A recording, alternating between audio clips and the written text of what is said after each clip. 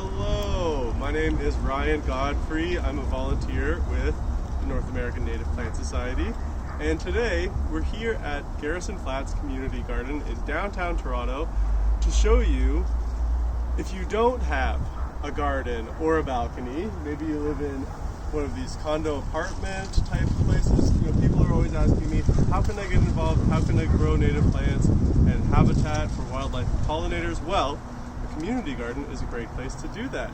So we have lots of native plants tucked into some communal areas around here, including, right here, just in this spontaneous, kind of untidy area, we have some common milkweed, host plant for the monarch butterfly, of course.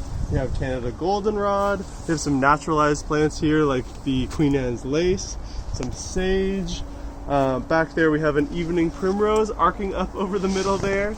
And believe it or not, hidden, tucked down in here is one of Ontario's rare plants, a cactus by the name of Opuntia humifusa, which is native in extreme southern Ontario, thriving here in the community garden. So native plants can be found here in some of these communal areas, but you can also grow them in your actual plot, which is what I've done.